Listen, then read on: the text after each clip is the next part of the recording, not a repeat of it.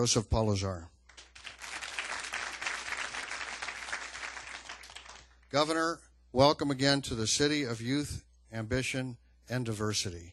We're happy to have you with us, and I would like to please have everybody give a round of applause for the governor of the greatest state in the nation.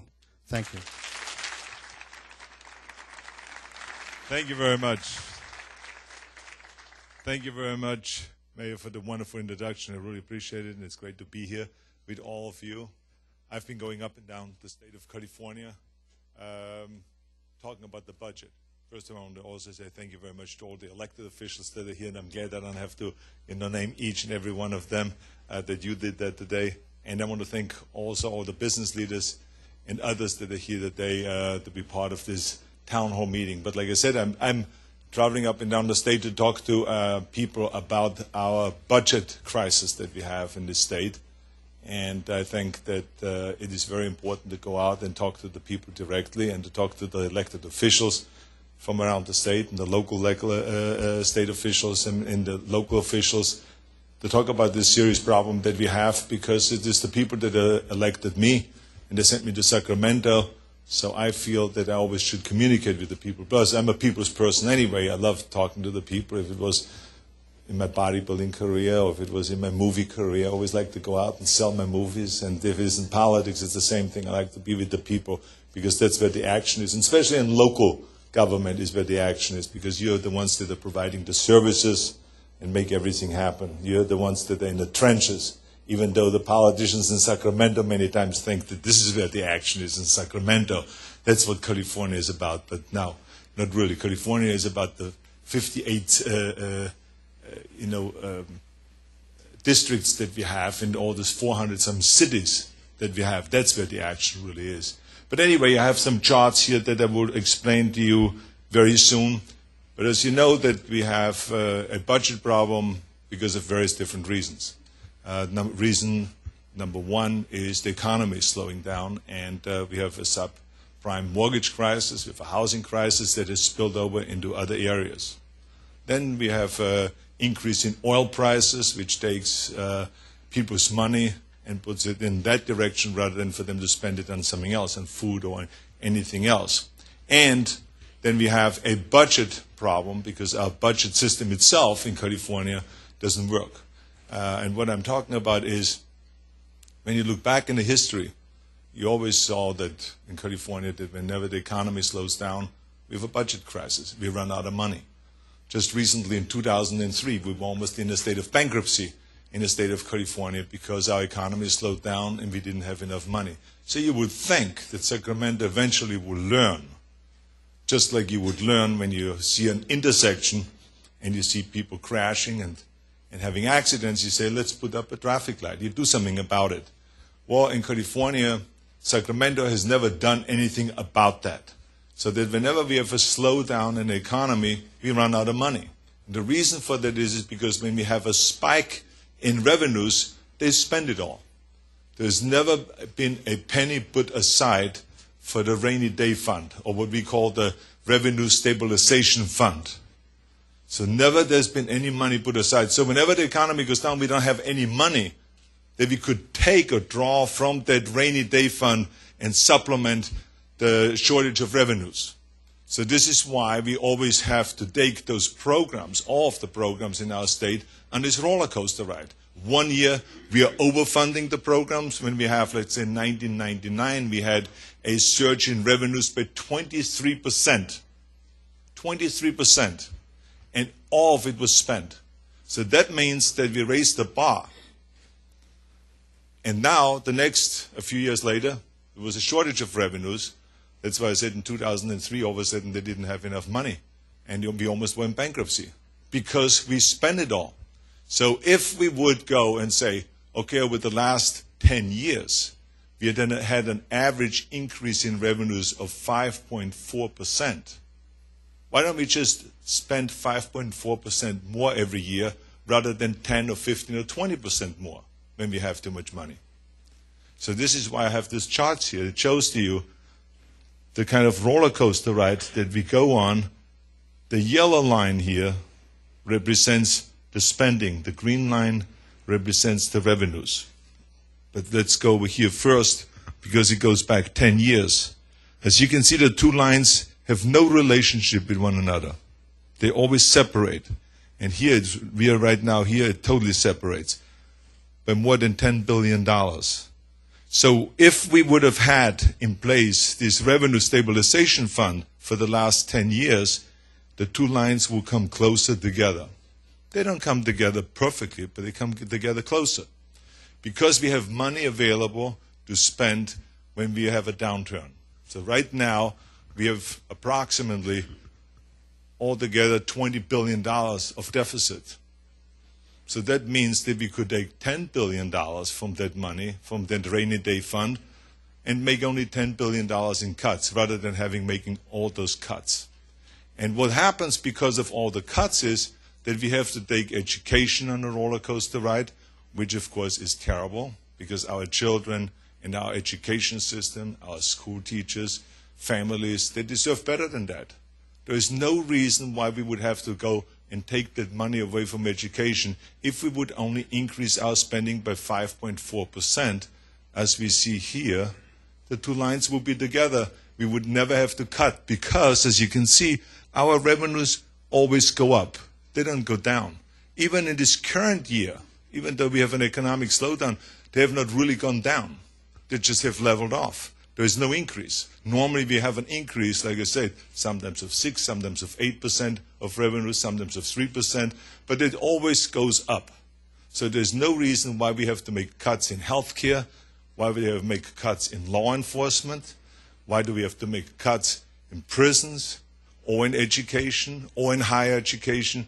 So this year, because we are so out of balance with our budget, we literally on January 10th had to declare a fiscal emergency, and we had to make cuts. They make a decision to make cuts across the board by 10%. Now, why across the board? I didn't want to get into the fight over, is this a Republican program or is this a Democratic program? Because this is what it would have ended up. It would have said, hey, he just chose the programs that he likes and he protected those, and all the other programs that the Democrats like, he cut them. So I said, no, let's just cut right across the board by 10% so no one can say, I favored certain programs. Now, of course, people complained about that and said, well, what are your favorite programs? We worked that out with the legislators. When the Democrats and the Republicans now get together and start negotiating, they will work it out. They will figure out with our office together what are our favorite programs and what do we need to protect. Even though, may I remind you, it's a very tough choice. Because if you cut in prisons, you have to let prisoners out.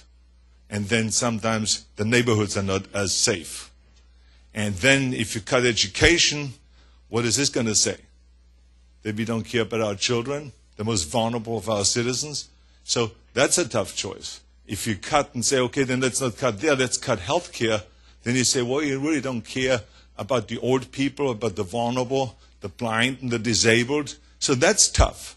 So as you can see that no matter where, if I go to law enforcement and take 10% away from them, then they're going to say, wait a minute, didn't you just start that program of fighting gangs? We need that money because now we can go out and fight the gangs.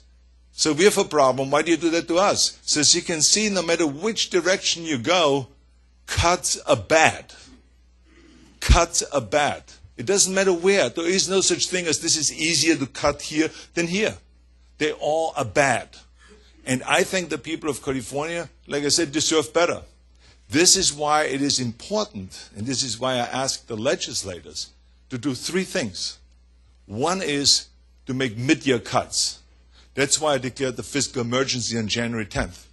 Because last August, while we were negotiating the budget and finishing the negotiations of the budget, I already got a phone call that we are out of balance by $200 million.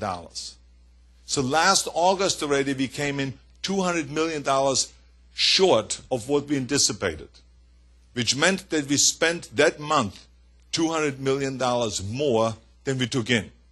Now the following month, it was another $200 million. In the following months, it was $300 million. By December, it was $600 million that we spent more than we took in.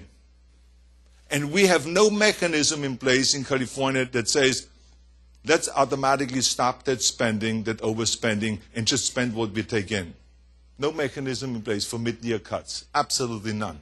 So we kept spending those hundreds of millions of dollars more every month until I declared a fiscal emergency. That means that the legislators under Proposition 58 have to go and make the cuts that I recommend.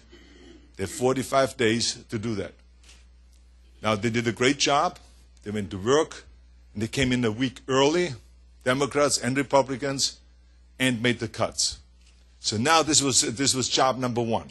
Job number two, out of the three things that they need to do, is to solve now the budget problem of 2008-2009, which is the next fiscal year, starting July 1.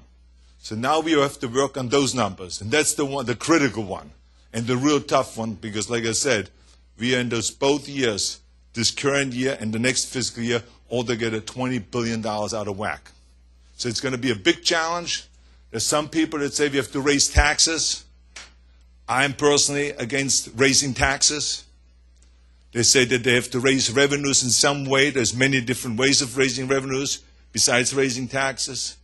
I said, whatever ideas you have, we put it on the table. Because I'm not the only one that runs this state. Let's all talk with an open mind. Put it on the table. We got to solve this $20 billion problem. But I can guarantee you one thing, that this, what you see here, if we wouldn't solve the problem now, look how they separate the two lines, the spending line and the revenue line. This each year represents approximately $10 to $12 billion difference. You cannot tax your way out of this. We got to fix the structural problem. We have a problem with our system itself because we don't put any money aside, like I said earlier, for the rainy day fund. So that is the responsibility number three. So mid-year cuts, solving the fiscal problem this year, this coming fiscal year, and the mid-year cuts. And I should say the revenue stabilization fund, which is to put the rainy day fund together. So this is the number three. This is actually the most important one, because if we do that and make a commitment to kind of reform the budget system itself, that will give us a chance that this, what has happened this year, will never, ever happen again. That is the important thing. We need to go and have a system in place so we never have this happen again. So this means we have to put the rainy day fund aside, and we have to also predetermine, the legislators have to predetermine which programs are the priority programs. So that if we fall short in the middle of the year, that we can make mid-year cuts immediately, and having pre-decided already, without having to go into a fight for months and months and months, have pre-decided, here are our priorities. Those are the programs that can be cut first. These are the programs that can be cut second. If we're, let's say, $1 billion out of whack, we can cut these programs. If we're $2-3 billion out of whack, we have to cut those programs, and really have to have this pre-decided. So that is the idea. Those are the three things we want to accomplish this year. Very difficult, because as you know, when I was elected, when you sent me to Sacramento, the first thing that I did was, within 3 weeks, I asked the legislators to change the budget system and to put the rainy day fund aside. It was immediately voted down. Why? Because in Sacramento, they love to spend money. They don't like to hold back a few $1 billion for the time when the revenues go down. They like to spend it all. They love doing that, as long as they can sign the check in the back. Because in Sacramento, they never sign the check in the front. It's always in the back. They love that. To spend your money, not their money, your money. Let's sign it in the back, so it's easy. So then I went back and I said, what the people, I promised the people when I got elected in 2003, I promised them I would straighten out the budget mess. And now they've voted this down. What can I do? There's 120 legislators there that are my partners. They've voted it down and says, no, we can't do that. We can't put money aside. We can't just abide to a 5.4% increase in revenues. We can't do that. So then I went and we called a special election in 2005. And I went back again to ask again the people to vote for this. Not this time the legislators, but this time the people. And then, of course, they spent $100+ million against the special election, and they took it all out. So now I'm back again, because I always say, I'll be back. And now we're back again, and we are now trying again, hoping that the legislators will look at the situation and say, this is disastrous. This is not just because of the economy. This is not just because of the oil prices. It's just because we have been neglecting this problem. We have not done our job. Let's do it this year. Let's do it this year and prepare ourselves like cities do. Cities around this state have a rainy day fund set aside. And those cities, and I've talked to those mayors, they say, we don't have this problem that you have. The only problem we have is that you maybe are not giving us enough money now because you're short on money. But we don't have that same problem as you have because we have a rainy day fund set aside. So that's what we need to do. That is the bottom line. This is what we need to do. This is our challenge. Now, I have to tell you there's a difference between 2003 and now, and the difference is that the legislators are working much better together. Much better. There's a better atmosphere in Sacramento. There's not the name-calling in Sacramento. There are not the personal attacks in Sacramento. None of those things. They still have different ideologies, the two parties, but Democrats and Republicans have accomplished a lot this last few years.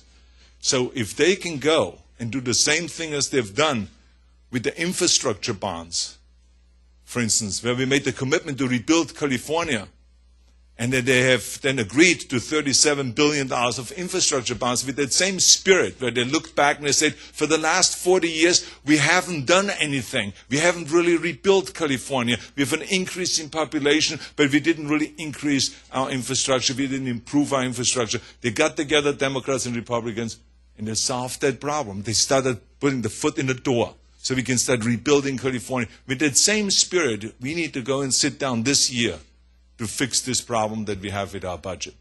It's that simple. Democrats and Republicans alike coming together with a different point of views and say, what is the best for the people of California and for the children and for the older people, for law enforcement, for the prisons, and for everybody?